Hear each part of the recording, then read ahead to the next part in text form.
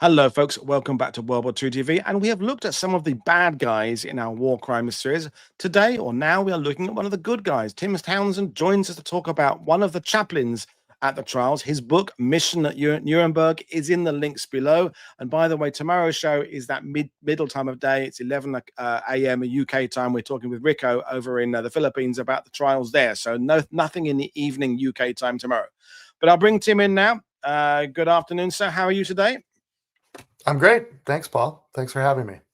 Thanks for being here. So I always like to ask sort of newbie guests how they like to define themselves, because your book is about the chaplains, but it also, as we'll discuss, get in the conversation, you're looking at the themes of forgiveness and what a human being's role is in the world, essentially. So how do you label yourself in terms of the work you've done? You've written for various institutions and newspapers, things over the years. Do you have a label you like?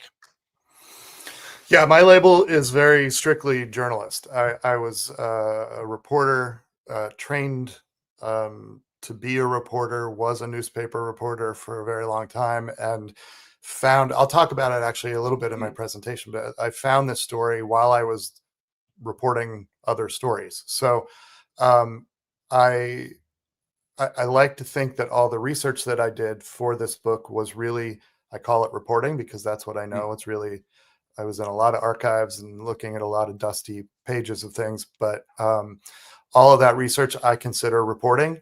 I was a religion reporter when I was a reporter. And so I was, because of my beat, very interested in the topic of faith and belief and theology. I went to school for it. I have a master's degree in religion. So this book sort of bridges those two things, a lot of research and research into something that I cared about. Yeah, there, and we'll get into this later on. And I think the theme has been in these conversations that there are people, the war crimes have showed up some of the lack of structure to the legal profession. How there were things being brought up that were pushing the boundaries of how laws have been set up and how people could be tried. And then, of course, there are people who are either looking to make the case that the defendant was guilty or innocent of the crimes. But chaplains, of course, as they are in the army, they're not, or the services, they're there for a slightly more nuanced role of being about people and being neutral, which must have presented extraordinary dilemmas. But we'll get into that now. So I'll put your slides up. So, folks, if you have questions for Tim specifically regarding some of the people he's talking about, we'll deal with them as we go along. But if there are broader questions about faith or about due process or right or wrong or morality, those kind of ones we'll do at the end. But I'm going to hand over to Tim now to take us through this. And yeah, I've been looking forward to this one. So over to you, sir. Thank you, Paul. Yeah, so I'm Tim Townsend. I am, as we just talked about, a journalist. I am not a historian, but I wrote a book of history. And I actually stumbled on this story, as I mentioned, when I was a reporter at a newspaper called the St. Louis Post-Dispatch, almost 20 years ago, in 2007. It took me about 7 years to research, write it, and then publish it, mostly because I was working that whole time as a reporter. So the book came out in 2014. And as I'm sure you guys have talked about, November 20th this year will mark the 80th anniversary of the start of the Nuremberg trials. And of course, there's this big Russell Crowe movie coming out a couple of weeks before that. So it's great timing to talk about the story of Henry Gerecke, my main character. So I'm really happy to do that with you guys today. So brilliant. I will begin. So on Friday, June 14th, 1946, was day 155 of the trial of the major war criminals, more commonly now referred to simply as the Nuremberg trials. And though nobody in courtroom 600, which you see in front of you right now, knew it, yet the trial was about halfway over. On day 155, Franz von Papen, who was Hitler's former chancellor, was on the witness stand. As he testified, the Third Reich's radio propaganda chief, Hans Fritzsche, who was a sub-lieutenant of Joseph Goebbels, wrote a letter. And then Baldur von Schirach, who you see on the right, who was the former leader of the Hitler Youth Movement, then translated that letter into English. It was addressed to Mrs. Alma Gerecke of 3204 Halliday Avenue in St. Louis, Missouri. Holding Nazi leaders accountable for World War II was an experiment. At the time, there was no legal precedent for framing criminal charges against the perpetrators of a war of aggression. As early as 1944, Allied leaders were hashing out the best way to punish people whose criminal activities were so horrendous that laws barring them didn't technically exist. Nuremberg was an improvisation. Never before had the international community held a state's major leaders, accused and convicted them of conspiring to commit crimes against humanity. The trial of the major war criminals was, in the words of one of its American prosecutors, quote, a benchmark in international law and the lodestar of thought and debate on the great moral and legal questions of war and peace. And existing within the larger Nuremberg improvisation was another historical asterisk to what was called the trial of the century. It was an experiment in how good confronts evil, and at its center was a farm kid from Missouri. Those organizing the Nuremberg trials knew that if they were going to try some of the world's most notorious criminals for war crimes, they also had to follow the Geneva Conventions. Article 16 of the Convention's regulations regards what it calls the treatment of prisoners of war. And it states that prisoners of war are permitted, quote, complete freedom in the performance of their religious duties, including attendance at the services of their faith. Ministers of religion who are prisoners of war, whatever may be their denomination, shall be allowed freely to minister to their co-religionists, end quote. But Nuremberg was not, of course, the average POW camp. The world was watching as Hitler's deputies answered for the Holocaust. And the Allies didn't trust Wehrmacht chaplains to do the job. So instead, they brought in two of their own, Chaplain Henry Gerecke of St. Louis and Chaplain Sixtus O'Connor of Oxford, New York. For the first time in history, U.S. Army chaplains would minister to the enemy. And the enemy included some of the 20th century's most infamous names, among them Hermann Goring, Hitler's number 2, commander of Germany's Air Force, the Luftwaffe, and the force behind the Third Reich's final solution, and Albert Speer, Hitler's architect and the Reich's armaments minister, who took advantage of concentration camp labor in places like Mauthausen, Austria, to mine granite used in Germany's grand building plans.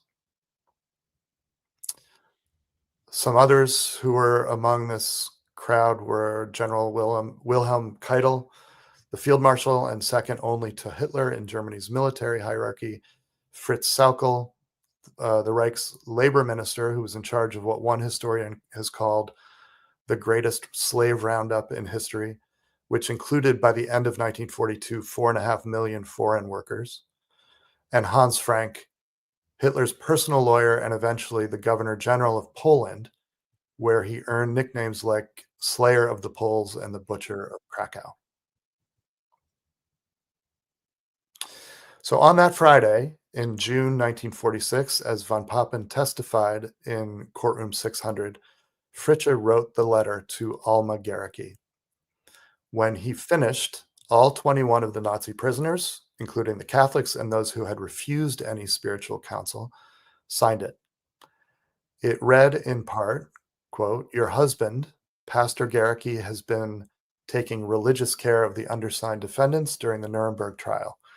He has been doing so for more than half a year. We now have heard, dear Mrs. Gerecke, that you wish to see him back home after his absence of several years. Because we also have wives and children, we understand this wish of yours very well. Our dear Chaplain Gerecke is necessary for us, not only as a minister, but also as the thoroughly good man that he is. Surely we need not describe him as such to his own wife. We simply have come to love him."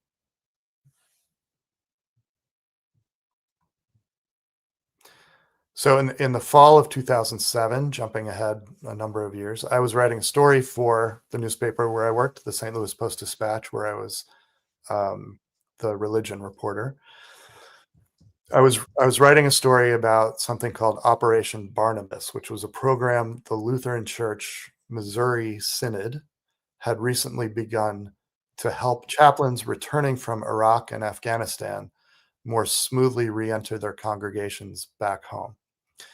But I needed some color for my story. So I visited the local Lutheran seminary, which happened to be putting on an exhibition at the time on the history of the American military chaplaincy. And under one of those pieces of glass was the letter to Alma Gerecke from the Nazis. So I read that word love just above the signatures of the perpetrators of a genocide, and I thought, oh, that could be a story. Mm. So I found Gerecke's eldest son, and that's me looking much younger now, Colonel Hank Gerecke, and he was living in Cape Girardeau, Missouri, which was a couple hours south of St. Louis. He invited me down, sat me down in his kitchen table with his wife, Millie, and over the course of many, many such kitchen table sessions, told me his parents' story. Hank and his younger brother, Corky, were already in uniform in 1943 when their father raised his hand and said he'd like to be a war chaplain. After about 8 years as a pastor in churches and mission agencies in St. Louis, Henry Gerecke wanted to do his part for the war effort. He wanted to join his sons. He was 50 years old. The Army assigned Gerecke to the 98th General Hospital, which in 1944 landed in Hermitage, about 60 miles west of London in the south of England. There, the 98th sent up a 1,000-plus bed transit hospital where doctors and nurses would literally just stop the bleeding. The Allies flew in wounded GIs from the front lines before putting those who survived initial triage on a train from Hermitage to the larger hospitals in London.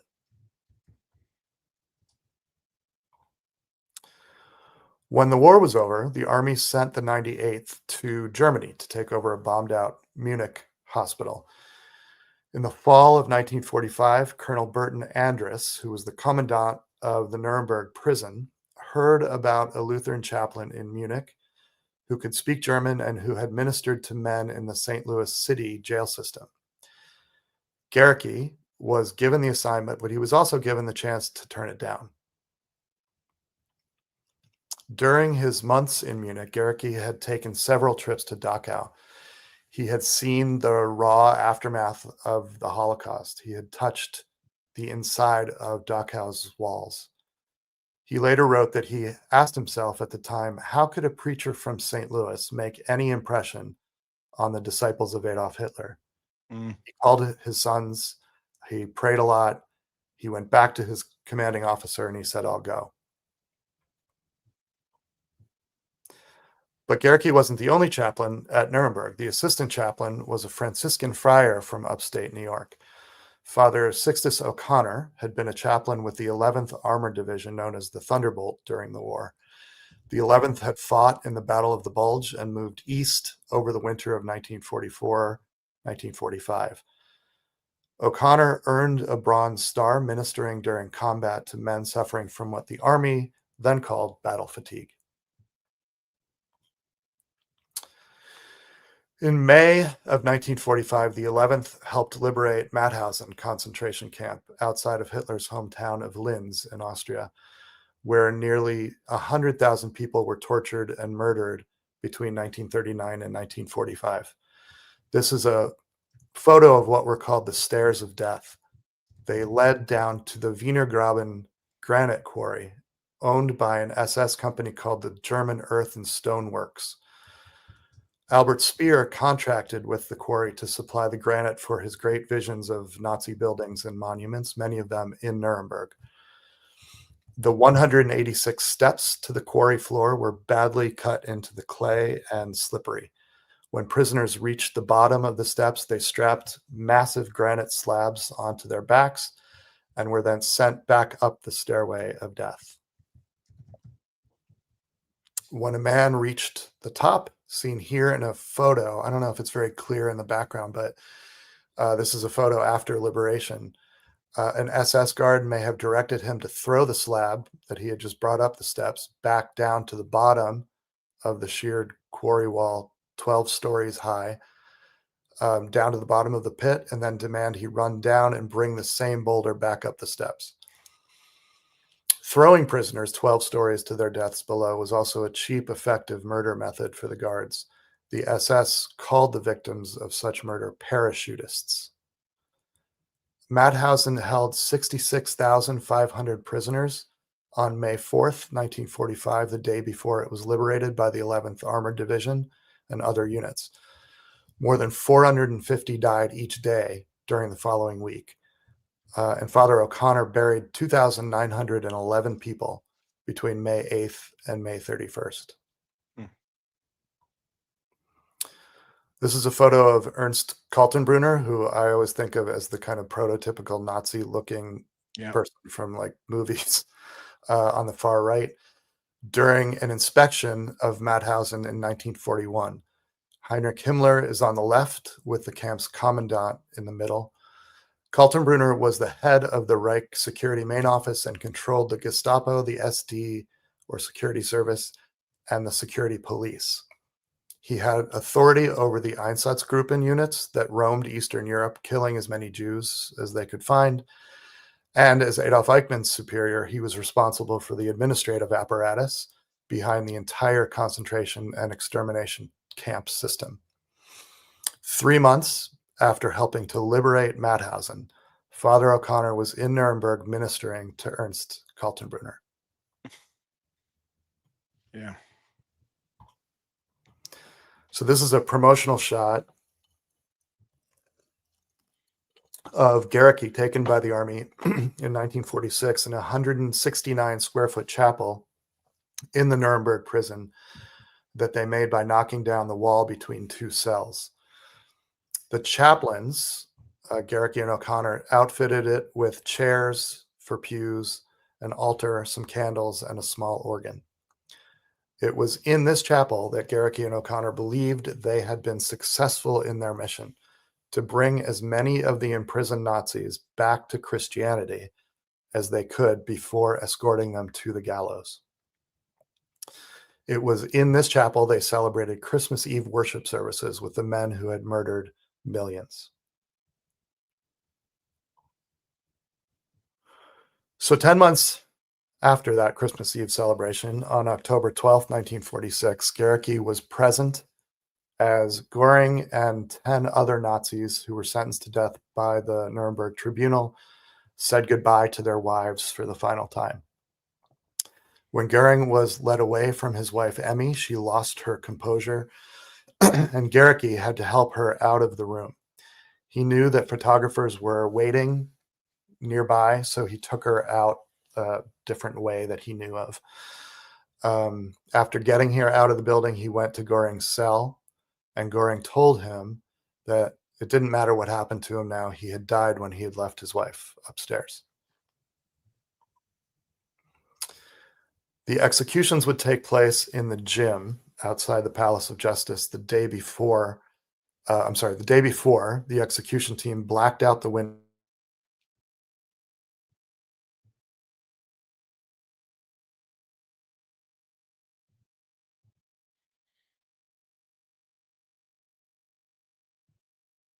until they received their final instructions at 11 p.m. As the execution team worked, the chaplains went from cell to cell on the ground floor, sitting with each condemned man for a few minutes, listening as they, quote, unburdened their hearts, as Gerecke later wrote. Earlier that morning, Colonel Andrus, who's pictured, had summoned Gerecke and O'Connor to his office. He told them that the condemned Nazis would be awakened at 11:45 that night, served a final meal, and then taken to the gym. The executions would begin just after midnight. Andrus had ordered the chaplains not to tell the men or anybody else about those execution plans. They shouldn't know, he said, until they were woken up that night. Goring demanded to know what was going on with the execution timetable. He was refusing to leave his cell. He would not exercise or shower. And in the early afternoon, he requested a visit from Gerecke and again asked what time the executions were scheduled for. Gerecke didn't answer him. Goring, over the course of the trials, had been fascinated with baseball, and he often discussed the game with O'Connor during routine visits. He wanted to know about the Brooklyn Dodgers and how baseball worked as a business. Is there any money in it? He would ask. O'Connor had told him that Branch Rickey, who was the Dodgers general manager, made $90,000 a year, which now is about $1.5 million. Maybe I should have gone into that business, Goring said. The World Series happened to be going on as the executions were taking place. And everybody, all the Americans were listening to it via radio. Gerecke's St. Louis Cardinals were playing, so he was especially interested. In between visiting the prisoners in their cells, Gerecke and O'Connor hurried to the guard booth to get caught up on the score. They had a $10 bet on the game. And even though O'Connor was a Dodgers fan, he took the Red Sox against Gerecke's Cardinals. So around 7:30 that night, Gerecke returned to Goring's cell, number 5, in a final attempt to get him to accept Christ. Goring had been a regular at the prison chapel since the trial began, but he had resisted Gerecke's efforts to bring him more seriously into the folds of the church. Gerecke told Goring he'd written a special devotional for him, and Goring just told him to leave it on his table, that he'd read it later. What he really wanted to talk about was the executions. Gerecke tried again to steer the conversation toward how a man prepares his soul for death. He asked Goring to join him in prayer. Goring refused and said he would watch Gerecke pray for him on his cot, from his cot. He told Gerecke that hanging was a most dishonorable way for him to die, given his former position with the German people. Gerecke didn't respond. He had heard this same complaint dozens of times from Goring since the sentencing. Somewhat desperately, though, Gerecke tried one last time to engage Goring. Surrender your heart and soul completely to your savior, Herr Reichsmarschall, he said. But Goring was in no mood to listen. He ridiculed instead the idea that the Bible was written by scribes divinely inspired by God. He refused the fundamental Christian doctrine of atonement. The Jesus you always speak of, Goring said, to me, he's just another smart Jew. But Goring then surprised Gerecke by asking for communion anyway. Gerecke reminded Goring that only the truly penitent should partake. He had administered communion to other Nazi prisoners over the months. Keitel, Ribbentrop, Sauckel, Raeder, Speer, Fritzsche, and Chirac, but only after they had suffered through a great deal of self-examination under Gerecke's guidance. I cannot with a clear conscience commune you because you deny the very Christ who instituted the sacrament, Gerecke said. Defeated, he left Goring and moved on to the next cell. 3 hours later, Goring lay in his cot, turned his head to the wall, placed his hands at his sides, and clenched his jaw hard, breaking the glass vial of potassium cyanide he'd placed in his cheek moments before. His guard saw Goring stiffen and make a blowing, choking sound through his lips. Goring began grabbing at his throat and gurgling. Nearby, in the prison's guard office, the chaplains and guards were waiting for word from outside the prison walls, where others were relaying the updates from the World Series. Boston's Dom DiMaggio had doubled in the top of the eighth, driving in 2 runs to tie St. Louis, which did not make Gerecke happy. The chaplains were waiting impatiently for the next call when they heard Goring's guard begin yelling that something was wrong. Gerecke arrived at Goring's cell within seconds, pushing past the guard and moving toward the cot. Goring, froth coming from his mouth, was gurgling into death, Gerecke later wrote. His heart was still beating, but his eyes had rolled back in his head. Goring was turning green, and his gasping was growing fainter. His toes were beginning to curl toward the soles of his feet. Gerecke leaned down to Goring's ear. "The blood of Jesus Christ cleanseth us from all our sins," he said. The prison doctor arrived at the cell, pulled back the blanket, covering Goring to check his heart, and found 2 white envelopes in Goring's left hand. He handed them to Gerecke, telling the chaplain to remember later that he had done so. Gerecke looked inside and found the cartridge case where Goring had hidden the cyanide and folded pieces of paper. When Goring was pronounced dead, Gerecke handed the chief prison officer the white envelopes, which were later classified top secret.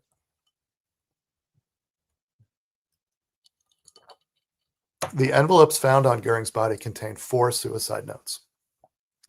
One was addressed to the Allied Control Council, another addressed to Andrus, and was meant to deflect blame from the person who had helped Goring secure the potassium cyanide, most likely Tex Wheeler, an American military police officer. The other 2 notes were addressed to Gerecke. In the first one, Goring asked the chaplain to deliver the note. Goring directed the last note to Gerecke himself. "Forgive me, but I had to do it this way for political reasons," Goring wrote. "I have prayed for a long time to God and feel that I am acting correctly. Would that I might be shot. Please console my wife and tell her that mine was no ordinary suicide, and that she should be certain that God will take me into his grace. God bless you, dear pastor." Wow. Investigators later questioned Gerecke because he was one of the first to arrive at Goring's side as he was dying. The Russians were especially suspicious of Gerecke's relationship with Goring. But in the suicide's immediate aftermath, Gerecke had other things on his mind. Within minutes, Andrus asked him to tell the other prisoners what had happened with Goring and to warn them that they would be closely watched. Andrus and those in charge of the executions began to panic over Goring's death, and they briefly considered carrying his body into the gallows on a stretcher so that Andrus could tell the press Goring had fainted and then hang the corpse. Andrus ordered guards to handcuff themselves to each of the condemned men's left arm, leaving their right hands free to eat their final meals. Gerecke and O'Connor made a final round of visits to the cells, and the prisoners were told to dress in their court clothes. At 12:25 a.m., the execution team, along with the doctors, press, and other witnesses, were led across the courtyard of the Palace of Justice and into the gym. It was cold and windy and raining. At 1 a.m, Andrus, trailed by 2 German officials, several guards, and the chaplains, went from cell to cell reading the sentences for each man. Death by rope. As they left each cell, one of the chaplains spoke for a moment with the prisoners inside. Goring would have been the first to hang, but now the position fell to Hitler's foreign minister, Joachim von Ribbentrop. When Ribbentrop's cell door opened, Gerecke entered and prayed with the condemned man as Andrus waited outside. Andrus had wanted to allow each prisoner to walk from his cell to the gym without handcuffs, but Goring's suicide had prevented that from happening. Andrus then led Ribbentrop out across the exercise yard to the door of the gym. Gerecke and O'Connor followed. O'Connor wore his Franciscan habit, a brown robe designed in the shape of a cross and tied at the waist by a white cord that ended in 3 knots, signifying the Franciscan vows. Once inside the gym, 2 MPs held Ribbentrop by the arms, walking him toward the gallows, trailed by Gerecke and O'Connor. At the top of the steps, the MPs tied Ribbentrop's hand behind his back with leather bootlaces, then tied his legs together with an army web belt. As he stood on the trapdoor, he spoke his final words, a wish for peace in the world. Then he looked at Gerecke. "I'll see you again," he said. Gerecke spoke a brief prayer, and the moment he said amen, the executioner draped a black hood over Ribbentrop's head, followed by the noose.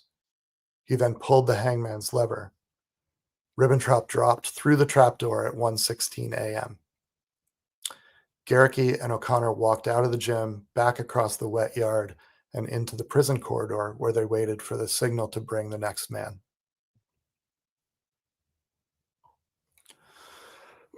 After 2 hours, all 11 condemned men were dead,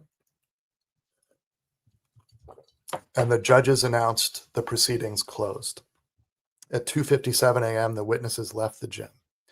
The chaplains returned to the prison in silence. About an hour or so later, they were summoned back to the gym to give what Gerecke called committal prayers. They wanted the families, especially the children, to know that the chaplains had performed final rites for their husbands and fathers. Gerecke and O'Connor ducked behind the black curtain where each body was positioned atop its coffin. What the chaplains saw astonished them. The Nazis' faces were destroyed. The hangman had miscalculated the amount of rope needed for each man, poorly designed the hinge on the trapdoor, and tied the ropes improperly. The result was that the Nazis' faces smashed into the platform on their way down, breaking their noses and tearing their faces. Some, like Stryker, may have strangled to death rather than died from broken necks. Whether or not this was on purpose was a big question afterward. Both performed a final blessing over the bodies of the dead men, and O'Connor held a special mass for mourning. Gerecke quickly realized that the army had other plans for the bodies, and he wouldn't be able to fulfill the favor that Keitel had asked of him, which was to bury him in a cemetery lot near a family chapel in Brunswick. After the chaplains left the gym, the coffin lids were nailed shut, and at 4 a.m, MPs loaded the 11 coffins into 2 Army 6x6 trucks. They drove to Ostfriedhof Cemetery on the outskirts of Munich, arriving at 9 a.m. The Germans who worked at the crematorium there were told that the army was delivering 11 American soldiers who had been killed and buried during the war, and that their ashes were now being returned to their families. Each coffin was labeled with a fake name. Goring's was marked George Munger, which was the name of the head coach of the University of Pennsylvania football team at the time. Guards surrounded the crematorium, and the 11 pine boxes were taken into the basement where the fires were already blazing. The cremations, which included the nooses and black hoods, lasted until 11 p.m. The ashes were placed in 11 aluminum cylinders, 16 inches tall and 6 inches around. The next day, they were taken to a white stucco villa nearby that had been transformed from the home of a wealthy merchant into U.S. Army Mortuary No. 1. The grand home was perched high on a hill above a large stream called the Wenzbach. A group of U.S. Army officers carried the urns to the grassy bank of the stream, where they smashed the aluminum cylinders with axes and stomped them with their boot heels. The waters of the Wenzbach carried the Nazis' ashes to the Isar River, which took them to the Danube and then to the sea.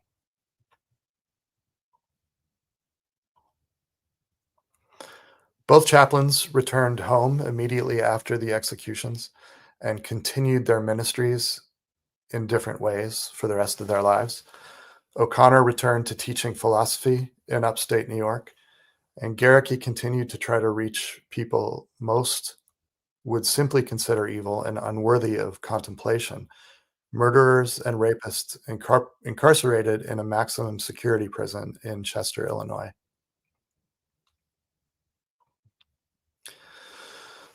Few people believe themselves to be capable of the extraordinary human evil perpetrated by the Nazis, and the inability to comprehend how the Holocaust occurred has reassured or comforted millions since the Second World War.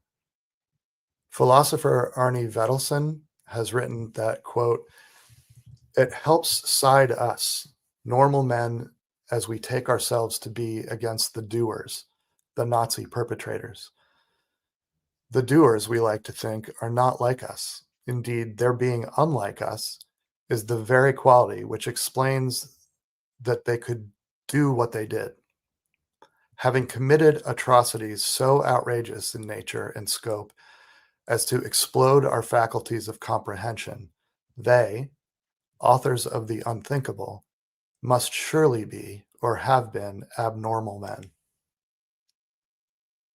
To think this way, however, is to turn away from what the Holocaust means, to refuse to fully acknowledge its scope and what it says about the human condition.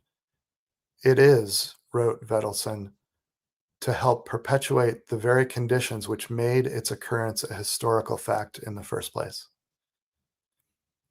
Does attempting to understand human evil create a path toward justifying or excusing the behavior that creates evil?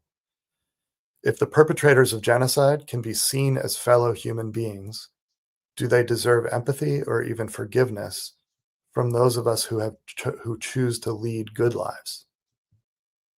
Theologians have argued that the existence of moral evil in humans is the corollary of free will.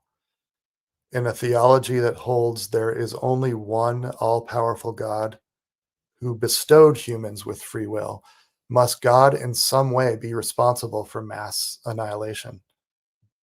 The medieval Christian philosopher and theologian St. Augustine said that either God cannot abolish evil or he will not. If he cannot, he is not all-powerful. If he will not, he is not all good. In a verse from Isaiah, the Lord speaks to Cyrus, the founder of the Persian Empire. "I form the light and create darkness," God says. "I make peace and create evil. I, the Lord, do all these things." If God creates evil, but also allows his creation free will, is God or man responsible for the Holocaust? If God is master of both absolute good and absolute evil, he must also claim those of us who choose darkness. And what about forgiveness? A theological point on which Christians and Jews differ. Christian tradition has consistently said that forgiveness precedes repentance. Christians believe God, through the crucifixion of Jesus, has already accepted and forgiven them. Dietrich Bonhoeffer, the Lutheran pastor and theologian who was executed by the Nazis just 3 weeks before Hitler took his own life, disparaged the idea of free forgiveness. He called it cheap grace and described it as, quote, "forgiveness of sins proclaimed as a general truth, the love of God taught as the Christian conception of God. An intellectual assent to that idea is held to be of itself sufficient to secure remission of sins." In that framework, he wrote, grace alone does everything, and so everything can remain as it was before. Broadly, forgiveness in Judaism has two working parts at extreme opposite ends of the good-evil spectrum: desisting from the evil act and then doing good. Jews who survived the Holocaust and later generations of Jews have no moral standing to forgive the perpetrators of the Holocaust. What right does anyone other than those who died in the Holocaust have to forgive anyone for having created or participated in it. Only the murdered could forgive, and that can't happen. So the Christian concept of forgiveness must be strained by the idea of genocide. Could Christians really believe that their God was crucified to forgive those who conceived of the gas showers at Auschwitz or the parachutist jump into the quarry at Mauthausen? Mm. Because the majority of the Holocaust victims were Jewish, it would seem right that the Allies should have honored the Jewish sensibilities about forgiveness. But Christians like Gerecke and O'Connor would argue that they had to act toward the Nazis in their flocks in the way that honored their deepest understanding of humanity and its relationship to God. The chaplains believed that their duties toward the Nazis revolved around how to return them to the good. Even though Nazi war criminals had committed a different kind of wrong than ordinary people do, Gerecke would not have seen the monsters he pastored at Nuremberg as children of darkness. Without forgiving the deeds of those responsible for wiping out 6 million Jews, by the nature of their faith in God, Gerecke and O'Connor saw these men as part of a single human community. Once they recognized the men in Nuremberg as just men, ministering to them despite the horrors that they'd executed became a matter of attempting a transformation. The Nuremberg chaplains' one single burden was to return mass murderers from the darkness to the good of their own light. Thank you. Wow. I'm lost for words. I told you I'd be interrupting you with questions, and I've just been hanging off every word, Tim. Absolutely amazing stuff. Before I get into some questions, just some comments from the viewers about how good it's been. So Fraser said, "This is so good. Thank you, Woody, for getting Tim on." Lisa says, "On a scale of 1 to 10, this episode rates a 15. Great subject, excellent presentation, well researched, photos, so good." Veronica, what an extraordinary person Tim is. This calm and empathetic art to talk about the darkest subject. I mean, so that's some praise for you there. Well deserved. I mean, you're getting this atheist thinking about things, which is always dangerous. I want to be cynical a bit first, Tim, because that's my job as the host. Okay, so when you were towards the beginning of the presentation, you're talking about Gerecke having had a background and work in prisons. Okay, now my limited understanding of the work of people of faith and chaplains, padres, whatever, missionaries in prisons is understanding that prisoners sometimes will take any advantage they can of the system to either delay their trial, to invoke sympathy in people around them. So the people he's meeting along there who are saying, yes, I'll go to every service they're doing, and yes. You did explain how he's, apart from Goring, that he would spend many hours with them, in a sense, kind of quizzing them, trying to find out how true it is. But he must have gone into this whole project with some understanding, well, the two chapters, with some understanding of how, particularly with these key Nazis, these are people who are very clever, very skilled, manipulative by definition. The fact that they have survived the war to be on trial in the first place, they've tried to kind of get away with it, so get away with murder, quite literally. What did you find out about the two chaplains' understanding of that basic principle of people in prison trying to take advantage of the system? My guess is, I mean, one of the frustrating parts about writing this book was that, I mean, I was so lucky to have Gerecke's son, because it gave me the opportunity to ask things like, you know, how did he walk? You know, what was his delivery of, you know, like dinner time? What did you do? It's the stuff that Gerecke didn't write down. But I said to Hank, his son, at some point, what can you tell me? What did he ever tell you about talking, you know, like talking to the Nazis, like one-on-one in the cells? That's what I wanted. You know, that's the stuff I really wanted to be able to. And he said, you know, before he died, my dad and I were on the back porch of his house drinking a beer. And I asked him that. I had been afraid to ask him that for a long time, but I knew he was getting older, and I just wanted to say, what was it like to be in the cell one-on-one with these guys? What did they say? And Gerecke said to his kid, I can't tell you that. That's between me and them and God. I mean, so I say that, Paul, just to say, like, there are certain things that I wish that I was able to get that I didn't. But I do think, just from getting inside the head of this guy a little bit, and both of them to a certain extent, that they knew, they knew that there were some people that they were going to reach, and that some people like Goring were just going to come to the services to get out of their cell for a little bit. They tried with everybody. And I think there was probably frustration on their part. Well, there certainly was with Gerecke and Goring. But I don't know. I think they were able, they had done this, both of them had done this long enough, the pastor thing, long enough that they knew that they were going to have to humor some people, and that there were certain people they were going to be able to actually drill down and try to help.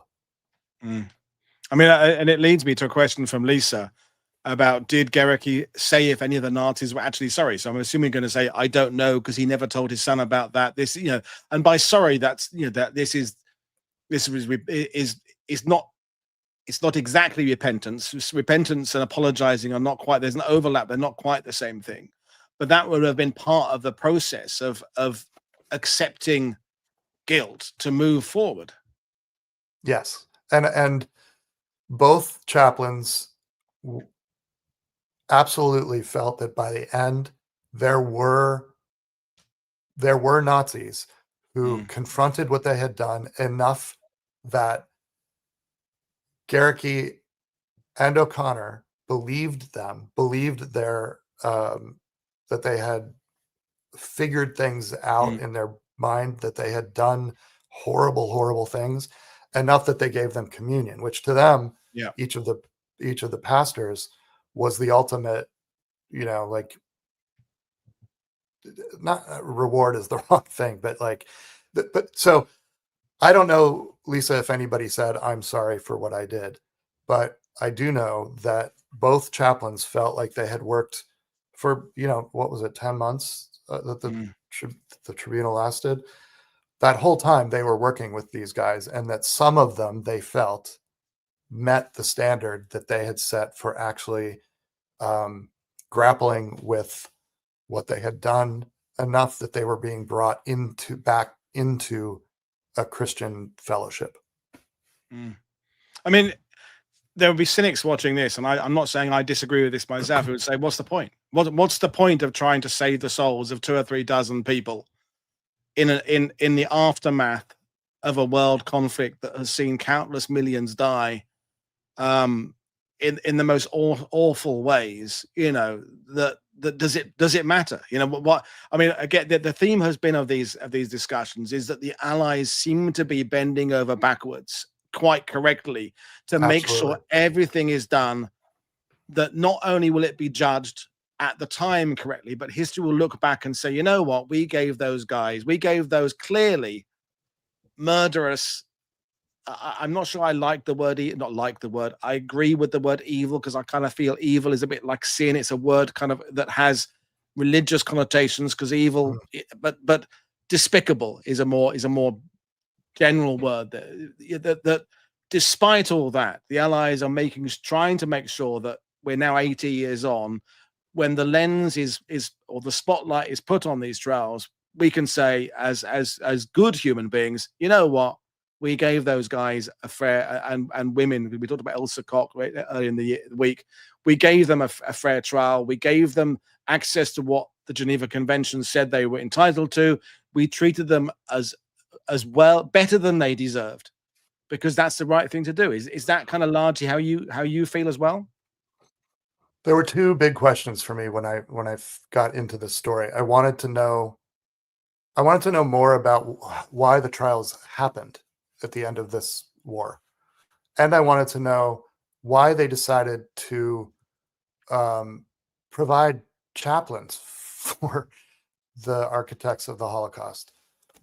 So it was I have a pretty big section in the book about how the trials even came to be. That to me was really fascinating, that we would do that. I mean, famously, I think Churchill and Roosevelt wanted to just shoot them all.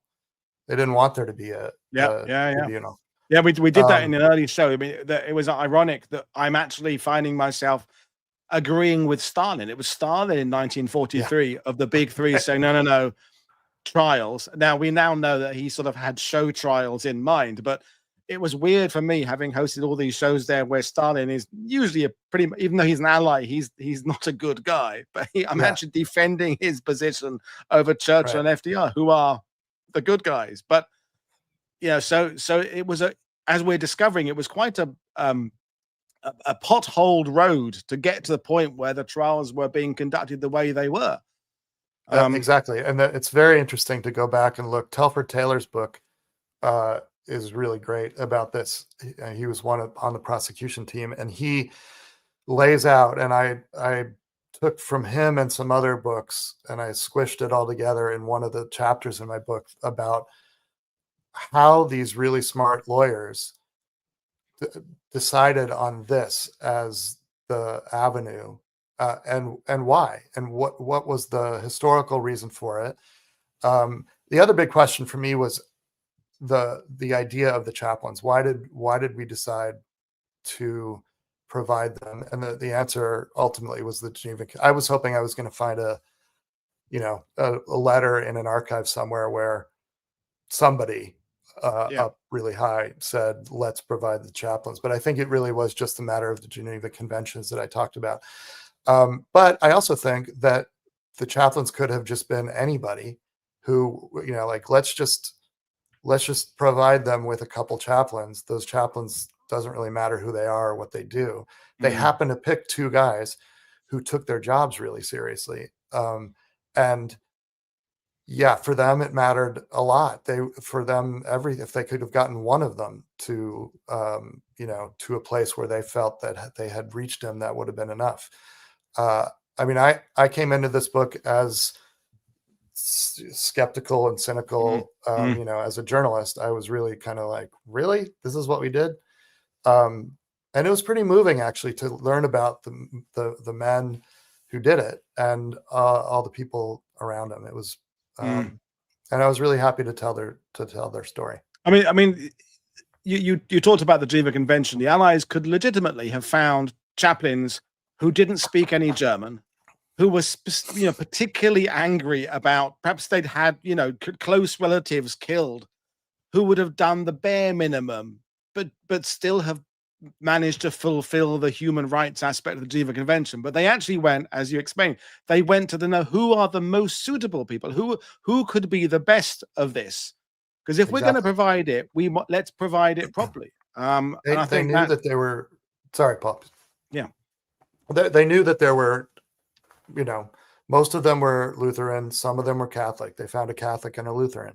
They found two guys who could speak German. O'Connor was completely fluent. Gerecke's German was iffy, but he could do it. And like I said in my presentation, he had worked in the St. Louis jail system. He had, worked with prisoners, and he was a Lutheran. So they're totally right. They actually went out of their way to find the perfect people. And those people, as I just said, took their job very seriously. So, it's amazing to me that we did that in the immediate aftermath. I mean, this is when we were still figuring out what was happening, what had happened in the concentration camps. We went way, way out of our way to accommodate the people who literally built those camps. Yeah. It's amazing. I mean, as I'm processing everything you've said, and I have truly taken so much away from this, it's like it's not even about these men in trial in the dock. It's not about the chaplain specifically. It's about a greater message of the human spirit and the desire to present a message of compassion. And I'm saying this as the atheist there, but compassion is not exclusive to people with faith. I would like to think I'm a compassionate person. One of my best friends in the YouTube world, JD of History Underground, is watching right now. We've had many a discussion about faith, his big one and my lack of. I mean, to put a kind of the devil's advocate point of view. Andrew Harrison, who's going to be on in a week or so's time to talk about Montgomery again. I hope the work of the chaplains did indeed make some of these people reflect on their crimes, but sorry, on apologies inadequate. That said, I learned something from this presentation. I think that's summing it up, is that we can look back at what these two men did, these chaplains, and the process, and say, we were trying to do the right thing. They were trying to help people. Now, whether those people deserved help or not, it's in some ways a separate question, isn't it? It's and Terry Townsend, who's been on the channel himself presenting, Christ teaches us far better than we deserve. The chaplains were simply doing what Christ did. So, and I think, Terry, to paraphrase what we're saying, you're talking about Christ more as a human being than you are the Son of God. You're talking about him as a person on the ground, Terry, a human being nice to his fellow human being. And that's taking out the savings the soul and bringing someone back to the God aspect, which clearly is, as you said, that's what they were trying to achieve. If you boil it down to just a human being showing compassion to another human being, it works on that level as well. I think I hope I articulated that well enough. One of the things that I tried to do almost conceptually in this book, because Nazis at this point are almost like cartoons. They are just the worst of the worst, all of them. So knowing that, and knowing that that's kind of what Gerecke and O'Connor went into, Gerecke actually wrote about the very first day that he met these people, and he was extremely nervous. And but like a big part of the book, which a lot of people didn't agree with, was that I went back for every Nazi or all the 21 that were on trial. I went back and described their childhoods and the moment at which they turned from kind of the innocence of being a kid to becoming a Nazi. And what I was trying to do there is almost in reverse of what Gerecke and O'Connor were doing. They were attempting to find the actual person within the monster and reach that person, and in their case, bring that person into the light of Christianity from their perspective. So that was actually also really interesting to see that these people who we now only think of rightly as horrible people were kids at one point. And, with this is what they studied in school, and this is they played soccer, and No, I mean, I think you're touching on the idea that in some ways, as human beings, we like to think our serial killers are not human. They're something else that we could not possibly be on the same path as them, because we are not, that we're not that. But understand, there's no way the Third Reich could have existed if they were only relying on true psychopaths and true absolutely abnormal human beings. It worked because 95% of them were ordinary people, as based on Christopher Browning's incredible book, Just Ordinary Men, who followed an ideology that they falsely believed was the perfect one, and got swept up in it. So what you're doing with the book is humanizing them to some extent, to understand how the path they follow, just like the path that the chaplains are doing, trying to get them to find a path to God, the path they took to being a fervent Nazi was a choice, and also to do with the environment they were living in. Well, I'm going very deep and heavy on a Thursday afternoon. To round things off, Tim, and this has been a truly profound conversation. We've had shows where we're just literally talking about military tactics and the Sixth Corps attacking on this flank, which I love as well. But this is very deep. And you said at the beginning you began the work on this book 19 years ago, I think you said, and it came out 10 years ago. As you said a couple minutes ago, the world is grappling with this whole what is a Nazi, what is evil, what is good and evil. We're on the horns of that dilemma right now with everything across our media, UK, France, USA. Do you think the importance of your book has become more so the era we're in right now than it was even 10 years ago when it came out? I would like to have that blurb, Paul, if you'd like to put it on the book. Yeah. Yeah. No, I mean, I really, a new edition. I'll do that. Yeah. Yeah. I would, I think so. I mean, what we're talking about are big universal themes Yeah. about good versus evil, or darkness versus light, or that kind of thing. I think a lot of us feel right now that we are confronting that kind of those kind of big questions. I'm sure lots of generations feel that they have done the same. I'm probably going to try to write an op-ed or two for the 80th anniversary, and I probably will go to those themes and try to connect it to things that are happening in the world today. So I think so. I would like to think that this book will have meaning years and years from now too. And I think, my takeaway from this is going to be, and I like Terry's comment here. Tim is the kind of person we need to hear now, is that this story is suggesting to us that we should all be, as human beings, find a way to be a better human being. And for some people that will have a path through faith. For me, it doesn't include faith, is it? But the path, the journey, the destination is similar. I'm just on a parallel track as opposed to exactly the same track. But when I hear about this anger and hatred and vitriol right now about that is spreading, I'm just, more hugs. Literally my best mate died 2 days ago. I'm not in a very good place mentally right now. And he was a Catholic, by the way. And he would have loved this show, by the way, and we'd have had a big discussion about it at the pub afterwards. And he told me how wrong I am and how I'm an awful heathen.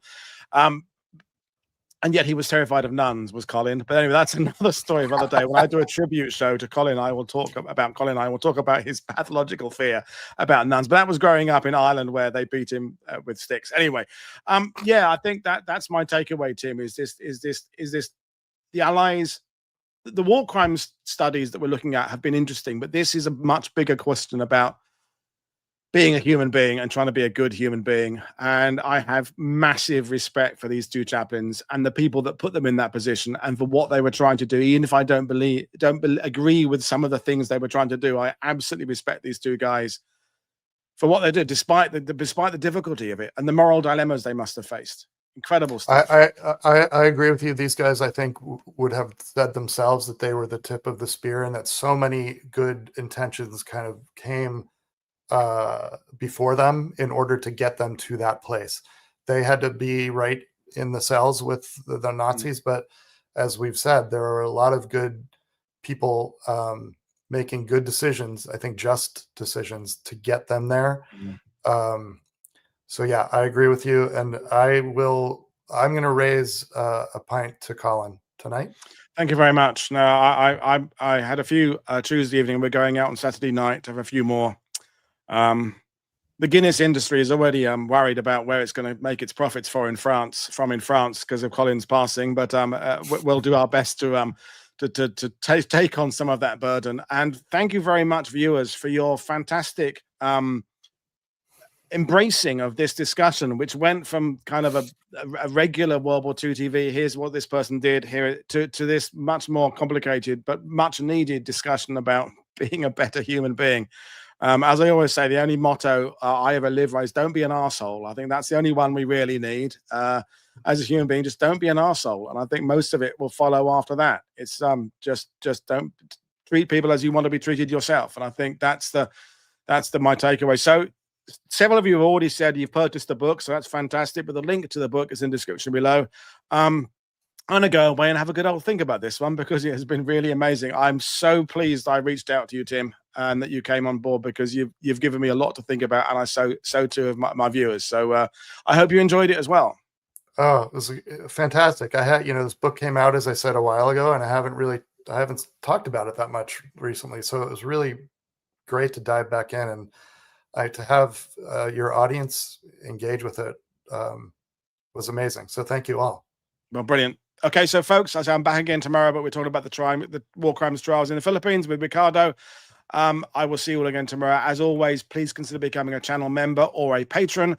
And as I always say, buy my guest books so they write more of them. So, folks, I will see you all again tomorrow. But in the meantime, it's Paul Woodadge for World War II TV saying enjoy the rest of your Thursday. Cheers, everybody. Bye.